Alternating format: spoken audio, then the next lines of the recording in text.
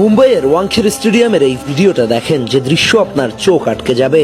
খেলার মাঠ গোলবার আগে থেকেই প্রস্তুত ছিল ফুটবল সম্রাট জীবন্ত কিংবদন্তি লিওনেল আন্দ্রেস মেসির জন্য।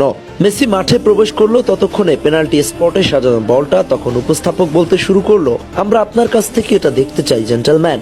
মেসির কাছ থেকে একটা পেনাল্টি শুটের আবদার। এরপর উপস্থাপক গ্যালারিতে উপস্থিত হওয়া দর্শকদের চিয়ার্স করছিল। উপস্থাপক সহ পুরো স্টেডিয়াম যেন নাচছিল এক জাদুকরের আগমনে। অতঃপর এক পা দুপা করে মঞ্চে এসে হাজির হলেন বাপায়ের ফুটবল সম্রাট। ততক্ষণে গোলকিপার প্রস্তুত, কিন্তু চোখের পলকে ছোট একটা শটে গোলরক্ষককে পরাস্ত করে বল পৌঁছে দিলেন জালে। ততক্ষণে গ্যালারিতে সুর তোলা ছন্দ, মন ভোলানো সেই সুর, মেসি মেসি মেসি। অতঃপর মেসি গোল করলেন হাসি মুখে, গোলকিপারের সঙ্গে হাত মেলালেন।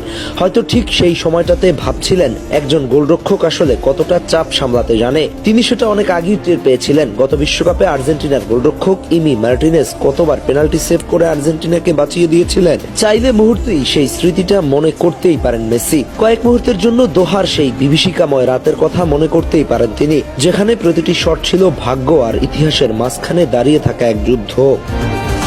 মেসি জানেন পেনাল্টি শুধু একজন শুটারের পরীক্ষা নয়, এটা গোলরক্ষকের মানসিক শক্তির সবচেয়ে বড় পরীক্ষা। আর সেই পরীক্ষাতেই বারবার উত্তীর্ণ হয়েছিল এমিলিয়ানো মার্টিনেজ।